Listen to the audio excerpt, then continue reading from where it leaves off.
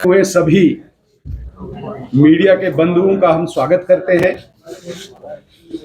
आज बहुत ही महत्वपूर्ण इश्यू पे इस प्रेस कॉन्फ्रेंस को बुलाया गया है और आपके सामने विस्तार से चर्चा भी करेंगे। इस प्रेस कॉन्फ्रेंस में मौजूद हमारे बीच में honourable member parliament engineer Ghulam Ali Khatana sahab, former minister, former member parliament Chaudhary Talib sahab, former deputy chief minister doctor Nirmal Singh ji, Bharatiya Janata party के बहुत ही सीनियर कदावर नेता और फॉर्मर लेजिस्लेटर देवेंद्र सिंह राणा साहब, चौधरी अरशद साहब जो बीजेपी के सीनियर लीडर हैं, चौधरी रोशन साहब जो एसटी मोर्चा के हमारे प्रेसिडेंट हैं, जनरल सेक्रेटरी और वाइस प्रेसिडेंट साहब, हम सब आपके सामने, मैंने पहले ही कहा कि एक महत्वपूर्ण विषय पे बात करना चाहते हैं। मैं अभी निवेदन करना चाहूंगा इंजीनियर गुलाम अली खटाना साहब से कि विस्तार से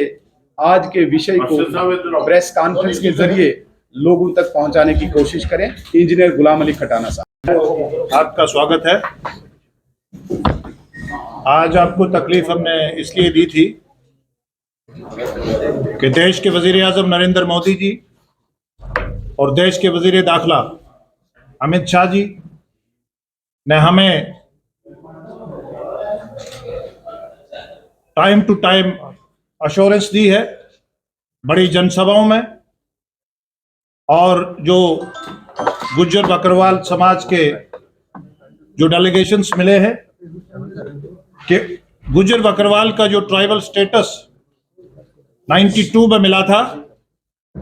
नौकरी और प्रोफेशनल कॉलेजेस में, और देश के वजीर आजम नरेंद्र मोदी जी ने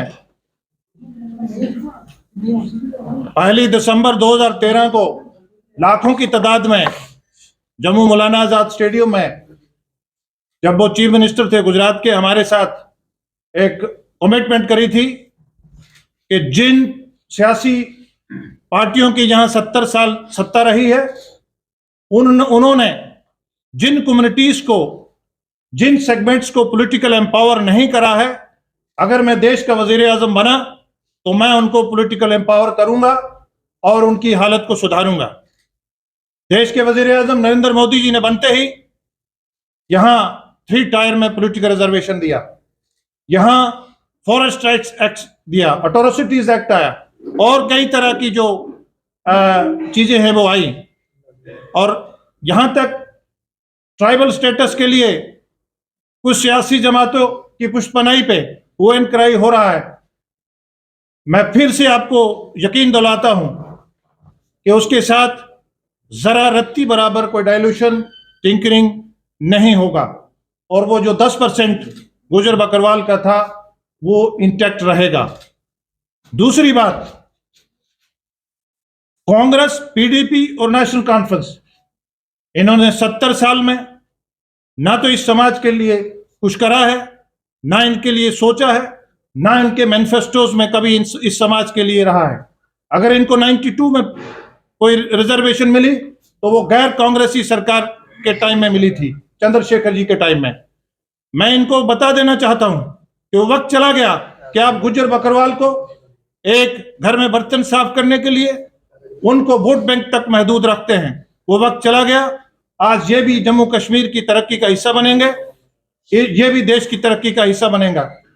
इसके साथ साथ मैं गुज्जर समाज से अपील करना चाहूंगा कि वो कभी कहीं भी इनके फॉल्स प्रोपेगेंडो में ना आए और अपना लॉ एंड ऑर्डर को अपने हाथ में ना लें, और जो भी देगी भारतीय जनता पार्टी देगी। पहले ना इन्होंने दिया, ना ये अब कुछ दे सकते हैं, ना आने वाले 50 साल ये दे सकते हैं। जो भी हम इस समाज को देंगे हम भारतीय जनता पार्टी ही देगी।